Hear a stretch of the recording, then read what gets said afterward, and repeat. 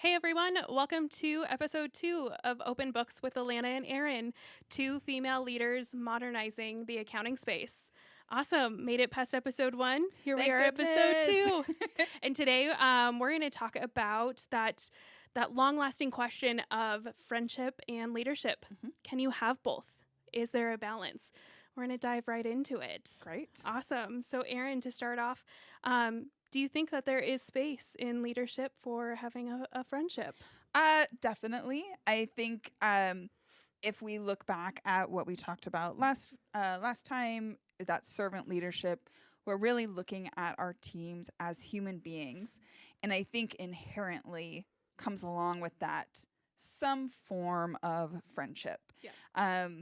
I myself try to have a pretty informal relationship with my team, which very easily crosses the line into friendship. I want to know what's going on in their lives. I want to know how they're doing a lot of the time so I know how to support them best. Yep. If they have something going on in their lives, external from work, I want to know that so I know, okay, I need to take some stuff off their plate. Yep. Or if I know one person has a lot going on and one person's like doing great, I'm like, okay, I can shift a little bit here.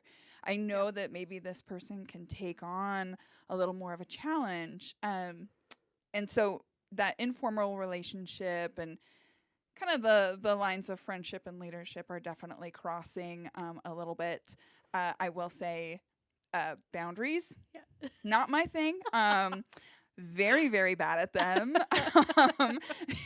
I can't remember if we mentioned this last time, but definitely an area that I struggle with. Yeah.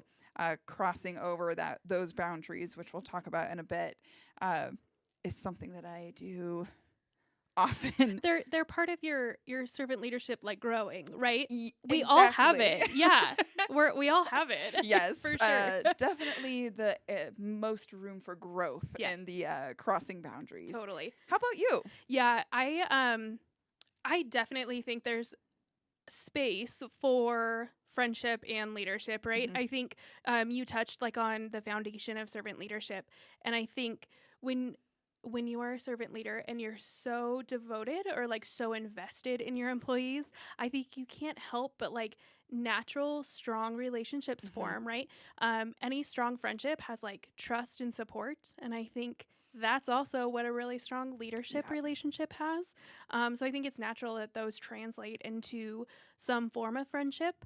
So yeah, totally think there's a space. What I would say is how you like go through that, I think is really what's important. Like how, you touched on boundaries. So how you maintain boundaries on both sides. We'll touch on favoritism. So I think you just have to be cognizant and like identify there's a friendship there. And then it's really how you lead through that friendship, I would say. When you're talking about those boundaries, how do you go about setting those? Yeah. I know I'm super bad, so I'm going to listen very carefully to your answers because this is an area I really struggle with. I think so many people do, right? Like I struggle with it too. How do you ensure that everyone's boundaries like are, kept intact and like at the forefront of the relationship? I would say I lead with the boundaries on either side. So I definitely like with my team, I think the relationship is more driven by them, truly, like they're in the driver's seat. And it kind of like ebbs and flows. Everyone kind of has different emotional seasons. And so I let it kind of flow based on the other person. But I think just being like very explicit about boundaries helps.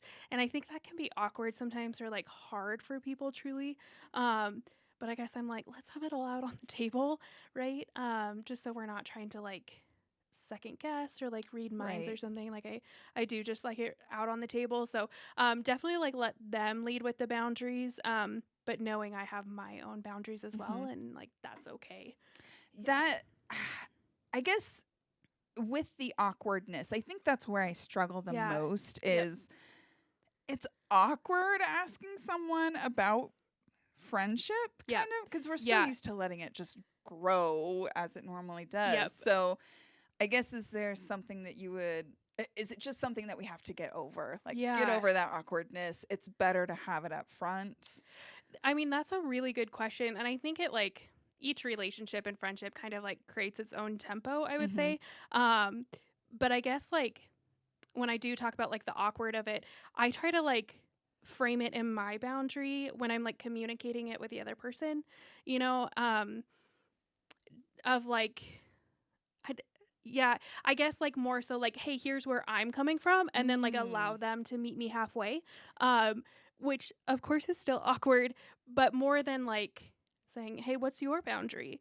Type of thing, Yeah. you know, because that's not so natural for me, but it definitely might be natural for somebody else to pull that off, right? I am jealous I of know. whoever that I is. wish it was me. So I guess I frame it more as like two people coming together just to like, yeah, I guess like share the boundaries more so Yeah. than anything. I liked the way that you kind of approached that, and also like, hey, this is my boundary, what's Yeah. yours? Like, it's Yeah. more of a collaborative conversation Yeah. then, rather than a, hey, this is my boundary here and now, and Yep. let's not talk about it. Yep. But Yeah. I feel like your kind of way you approached that is collaborative, and I think that's a lot of what servant leadership really is Totally. a collaborative environment. So Yep. Yeah. it's a really good idea. Try to. Yeah. Still at times awkward for sure, Yeah. right? But and I think as you like really get to know your team too, I think you can kind of not assume by any means, but you can kind of like start to gauge people's boundaries in like Mhm. a general sense. And so I do use that, although I keep in mind all relationships are different, right? Right. So they don't all take the same form. But that helps me kind of with like a starting point to then like have those conversations with team members. I think helps Yeah. a little bit. Yeah. That makes sense. Yeah. So as we're talking about friendship, and I touched on this in the beginning, I think you handle favoritism and friendship. Like I feel like you handle that in a very, I guess like fair way, I would say, amongst your whole team. Oh. Can you talk through like how you identify it and kind of like how you work through that with your team? Yeah, so I rely on my own judgment, but I also rely real heavily on my COO of the firm. She's worked with most of the people that I work with, and I use her as a sounding board for a multitude of things. But um, really, when it comes to favoritism, I will be like, hey, am I showing favoritism here? Yeah. Like, am I handling this interaction right? Is the outside perspective going to uh, see this as favoritism? And I think that it's a super touchy area. It's really easy for external people who don't know what's happening in the conversations Yep. to assume that things aren't being talked about, or that like, oh, that person's friends with their team lead, so Yep. they aren't going to get raked over the coals for anything. Not that we would ever want to rake someone over Totally. the coals, but we can't help that someone else's perspective, especially if they've come from a fairly toxic work environment, Yeah. they are going to be used to seeing that. So I use Sarah as my sounding board. She is integral in making sure that I'm treating everyone fairly and objectively. I think that step back is really important. And I know you've talked about it. Third party perspective. Yeah, yep. So I try to utilize like that third party perspective. I really challenge myself to try and like process that through myself. Like I'm always challenging myself of finding that third party perspective. And I guess just more as like a messaging to myself, it helps to like, yeah, what would that third party, what would their view be on this, right? And I try, like, if I can't identify that myself and I have a limitation, like in the situation, I do, like you said, get an outside perspective. Yeah. What I would say is really interesting about your dynamic is you have someone else who Yeah. knows the people, knows exactly what's happening. Like they can kind of translate that, right? And that's not always the case in all firms. Right. So when you say that, I'm like, oh, wish I had that exact, like that person who does like add a detailed view, Right. know what's happening. Yeah, definitely. I would say a small versus large True. firm Yeah. differentiation. And I have noticed, so I joined the firm a little over a year ago. Yeah. And with the new staff coming in, Sarah doesn't necessarily have that relationship. Yep. So she's now kind of, I think, using me the other way when she has to interact with the new people, because Yeah. I have that relationship with the Okay. new team member that she doesn't necessarily have. Yeah. Having said that, we're still a very small team, so each of us is able to get to know everyone else in the team very well. Yeah. In a large team the size of yours, Yeah.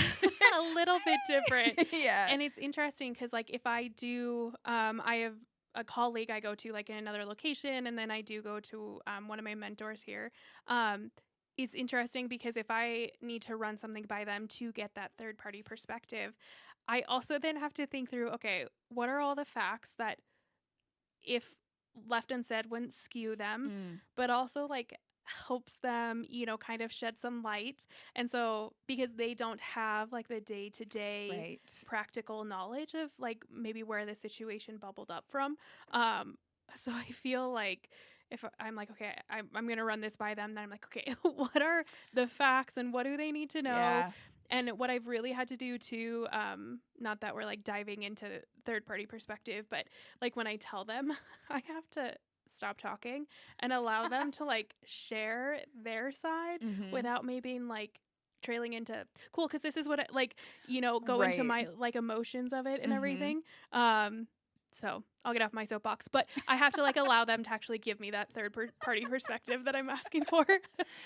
Yes, but you want to get them all the knowledge that they need Yep. about the interaction or whatever Yeah. it was.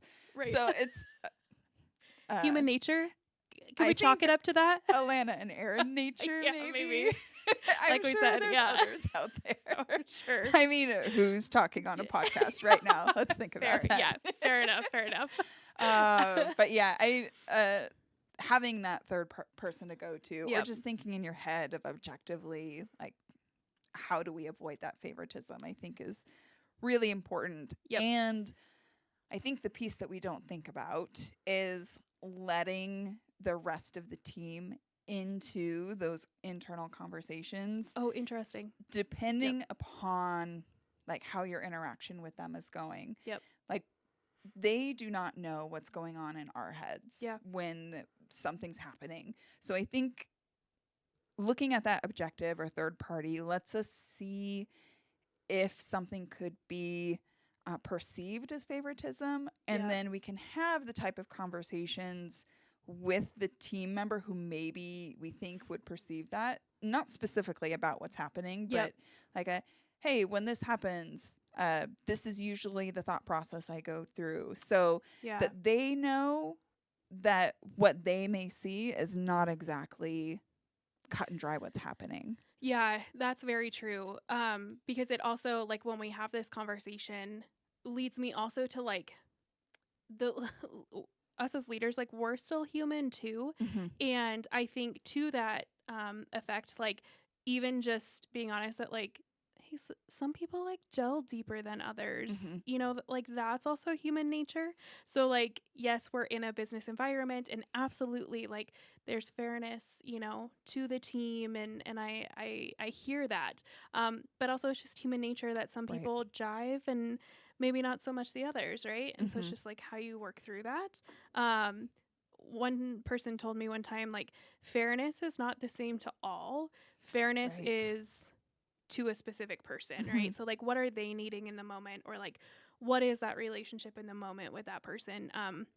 So I utilize that too to think about, like, my dynamic with the team, and that's kind of helped. Yeah, I bet. Yeah. So we've kind of talked a little bit about favoritism. What happens? So we've set these boundaries, right? We're using our third party perspective, talking to our other leaders in the firms to make sure we're staying objective. I am a chronicle boundary crosser, line crosser, whatever you want to call it. once you've crossed that, Yeah. how do you, if you cross it, how do you kind of reel that back in? Yeah, and I think again it goes back to like also can be awkward, right? Mm-hmm. But I think like the crossing of the boundary is really important to like identify, and for me it's almost like that's where it's really important to have a conversation. Again, linking to like leaders are still human, right? And so is the team, and like I think identifying when boundaries are crossed, I take that as an opportunity to actually like strengthen the relationship. Mm. So like we can be on the same page and moving forward, like we both know where we stand.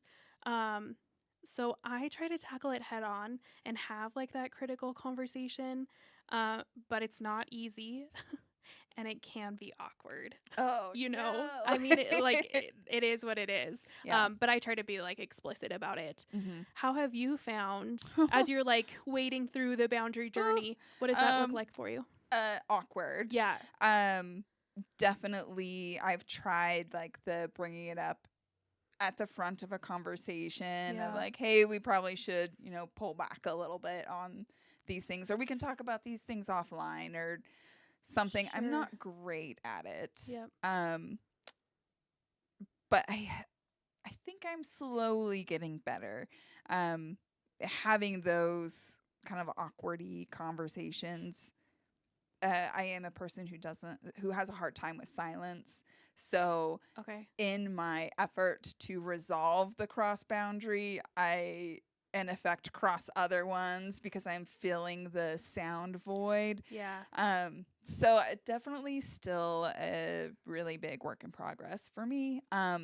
Luckily not many boundaries have been set, and I would say I am doing pretty well in the like taking things from personal conversations outside of those conversations. I usually am like, hey, are you okay if I share this with so and so or the rest of the team?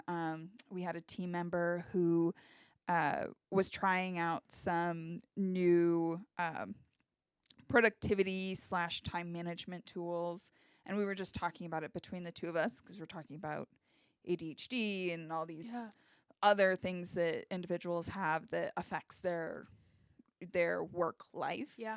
And so before taking that potential time management productivity tool to the rest of the team, I made sure to ask if they're okay, that I shared that with the rest of the team. So I was pretty proud of myself for actually remembering to like, hey, this might be a boundary for them. Yep. So I should check first. Yeah. So I think my like next steps in getting better at boundary setting and not crossing boundaries are communication. Totally. Yeah. By far. And I think that's a common theme, I think, in a lot of what we'll talk about, right? Is like communication is so important. Yeah. And usually when it's like creates anxiety is when like communication is the most important because it's like you got to get it on the table and like start that conversation.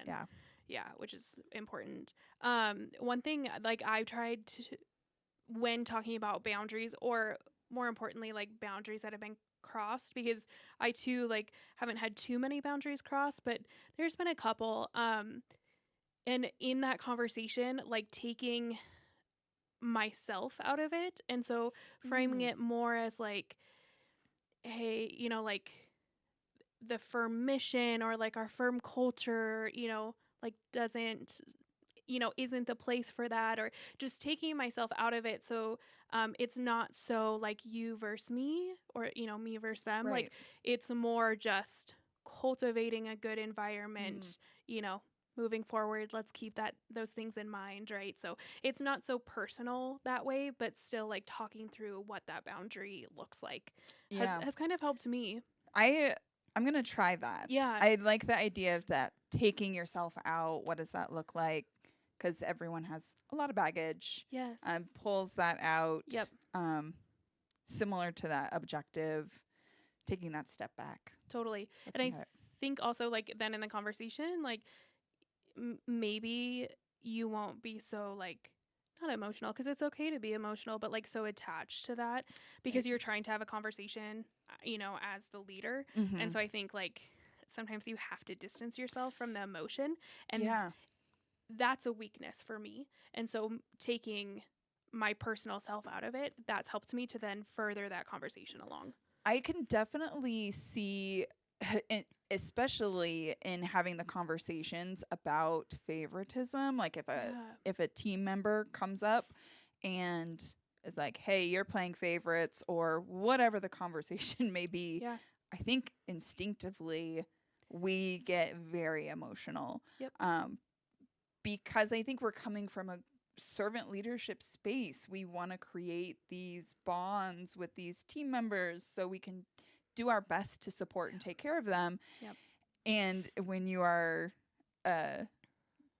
potentially being accused of favoritism, immediately the emotion rises. Yeah. So another good example of when it is maybe a decent idea to take yourself out. Yep.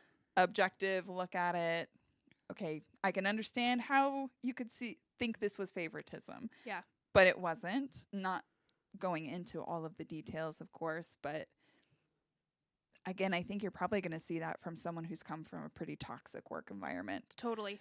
Yep. As opposed to a supportive one. So totally agree. And hopefully they will see that as time with the firm and under the servant leadership, they see that change and they can change their perceptions as well. Yeah. Once those actions like start aligning with the words being spoken, I think, that's really important. Definitely.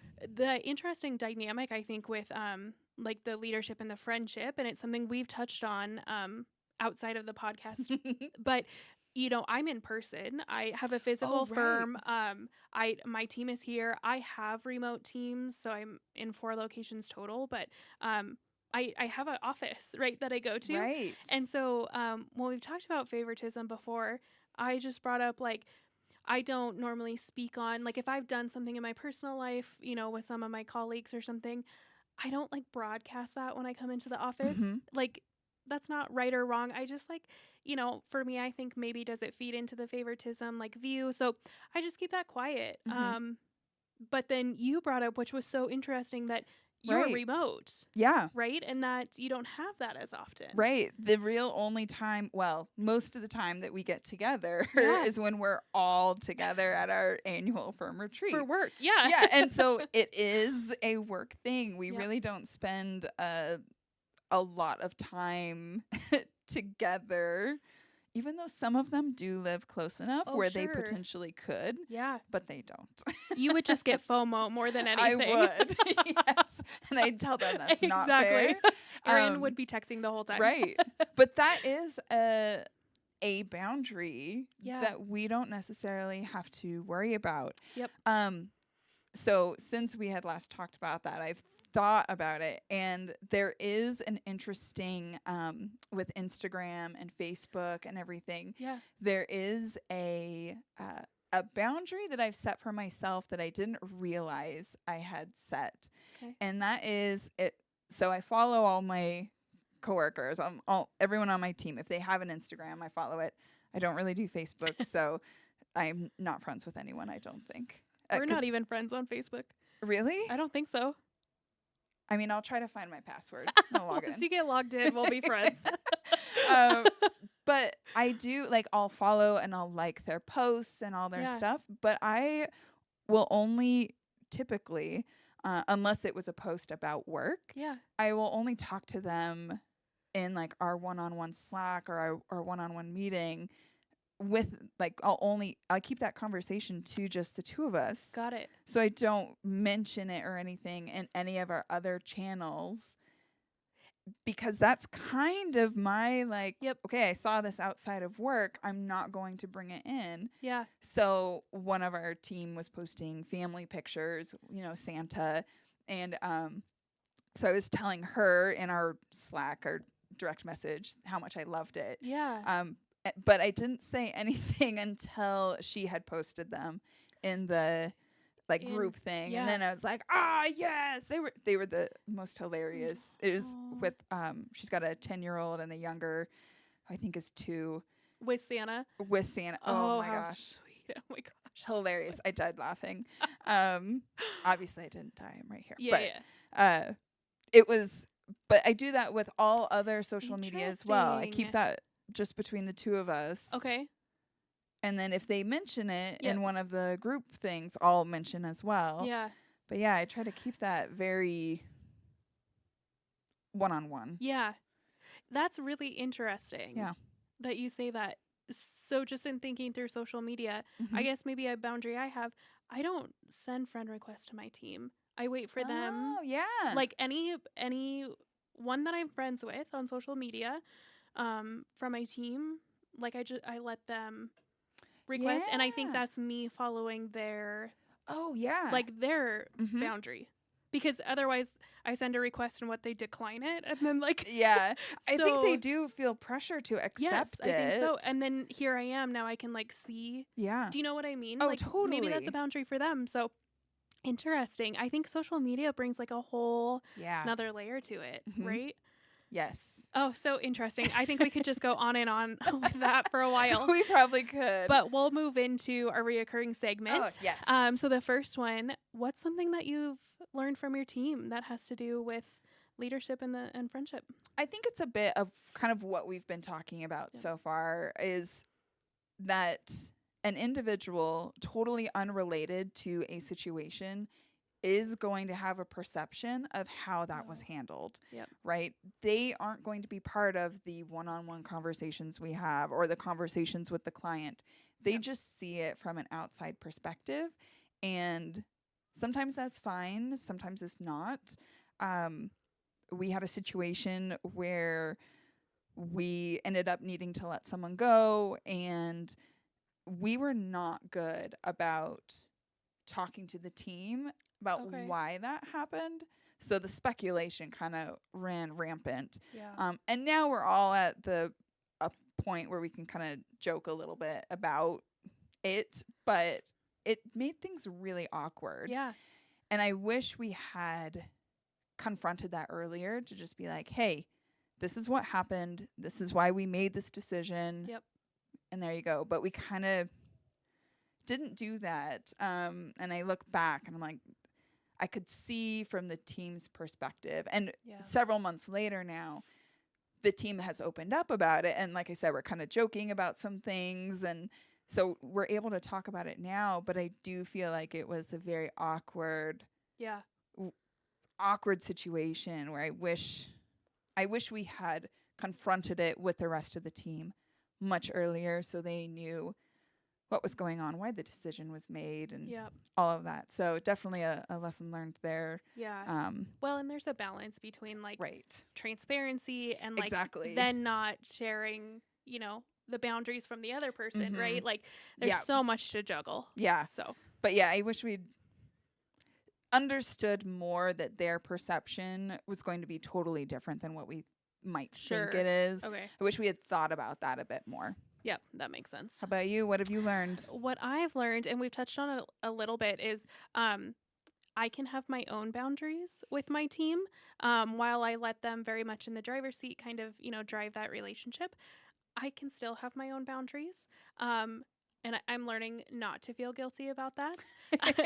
But also, like, great working relationships with everyone on my team, and I love that. But I'm allowed just to have my own boundaries, and as long as I'm, just clear and consistent about that, I think that's actually being kind to my team, is to have those clear boundaries on my end. So Yeah, then they know what to expect a bit more. exactly, You know, that whole expectation thing is huge, right? really a big, That's what big we're thing learning. about certain Yeah, leadership. it is. It is. Yep. Awesome. So let's go into our second Great. recurring, which is, what would you tell your prior self about what we're talking about? So this one is one I still am working on, but I feel like I've gotten significantly better, and it was much more real with a larger team. Okay. So I worked at the firm that Alana's at Yeah. now previously, and you guys have a team of 130 to 160 Yeah. kind of at any given time. Yeah. And now I'm in a team of 11. We have one person retiring, so whether I count them or not. Yeah, they count. But when it was the large team, I wish I could have told myself that not everyone is going to like you, Totally. right? Yep. You don't have to be friends with everyone. Yeah. And so 7 years ago, 8 years ago, I'm old. I wish that I knew that, because I spent so much time and emotion on being concerned that people didn't like me, or they were mad at me about something that had to be done, but they were mad at me about it, because that's what happens when you're a lead. Right. And I wish someone had said, like, hey, it's okay. Like, not everyone's going to like you, which is fine. Yeah. Not everyone needs to like you. It's good to have a little bit of, what's the word? Like, adversity? Adversity and antagonistic. Yes. Yeah. Like, to challenge. Yeah. Totally. It's good to have that. Like, you need to work through it. But it took a long time to work through that. And I've gotten a lot better now. Pretty much like, hey, if someone doesn't like me, that's okay. Totally. I think I'm pretty cool. But, there's got to be some weirdos people, out exactly. there. Yep. But yeah, I wasted way too much energy and emotion, and really beat myself up a lot about that when I was younger, and wish I knew better. But that's tough. Yeah. It's so tough. Yeah. Totally. How about you? What would you tell your younger self? So when I was thinking through what would I tell my younger self, I was thinking back to like prior relationships, that I would have with my managers, and like evaluating that. And I think what I would tell myself is really productive relationships, personal and in business, right? Really productive relationships challenge you and, ask the questions, and they're not just yes men, yes women. And I think that's really important to have. And I think early on, I maybe had more like surface level relationships, or like, for lack of a better term, like blowing smoke relationships with my managers. And what actually started happening was like, that was so emotionally exhausting for me, because I'm not super extroverted anyway. I'm getting to be more and more. But early on in my career, like those like surface relationships were just draining to me, right? And I wish, I would have known back then, like, that's just not a super productive relationship. And so now, as I'm a leader, like, I come to really cherish those relationships that challenge me, from colleagues and from from my team. There's a way to do it effectively and still respectfully, right?